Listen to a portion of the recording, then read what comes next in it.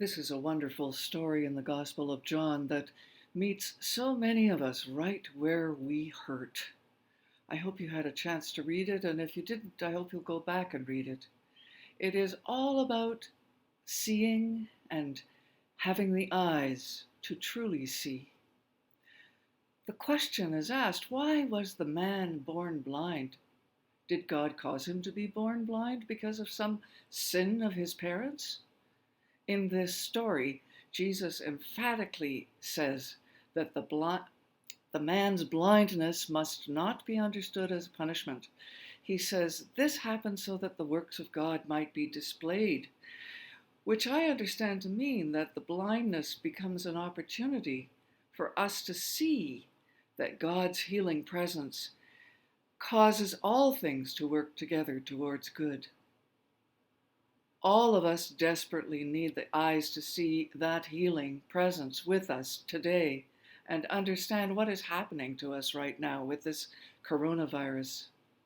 Like the disciples and most people in biblical times, we find reasons, we can't help it, reasons for this pandemic to happen. We try to find an explanation. Surely this must be somebody's fault.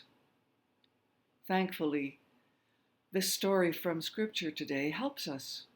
One thing we can say emphatically with Jesus: God has not planned or intended or caused this to happen. What we can say is that God is involved with us in it all and will, like the man's blindness, work all things together for good in amazing and almost unthinkable ways. You see, coronavirus is teaching us a lot. We are learning how interconnected we are and how, when faced with a global disaster, we can pull together to act. Most of us are learning that when we have to, we can stop business as usual. We can change our ways, the ways that we live and the ways that we do things. Perhaps this is a trial run for what we are going to have to do as we face the reality of what we have done to God's good earth, what we have taken for granted on this planet, and what we have disregarded. We are beginning to have eyes to see ourselves as part of a world that is interconnected and where our individual actions have a social impact.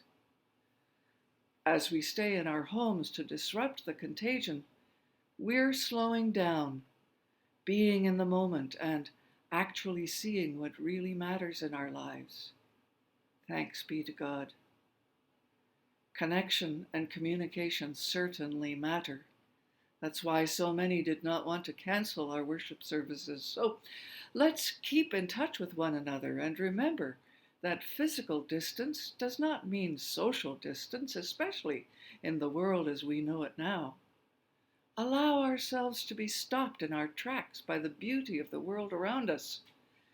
Spring is springing up everywhere, and because our human activity has been pulled right back, because we're stopping our driving and flying, we are actually seeing dolphins swimming in the canals of Venice.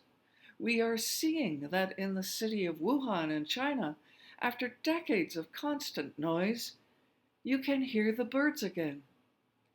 They say that after just a few weeks of inactivity, the sky there is no longer thick with the fumes of pollution, but blue and gray and clear. They say that in the streets of Assisi, people are singing to each other across the empty squares, keeping their windows open so that those who are alone may hear the sounds of family around them. All over the world, people are slowing down and reflecting. All over the world, people are looking at their neighbors in a new way. All over the world, people are waking up to a new reality, to how big we really are, and also to how little control we really have, and then how much control we actually do have through the self-isolation we are doing right now. And as we self-isolate, we must remember that while there is fear, there does not have to be hate. While there is isolation, there does not have to be loneliness. While there is panic buying, there does not need to be meanness. And while there is sickness, there does not have to be a disease of the soul. And yes, while there is even death, there is also a rebirth of love. So let's listen. The birds are singing again, the sky is clearing, spring is coming, and we know Resurrection Day will be here soon. In fact, it's already here.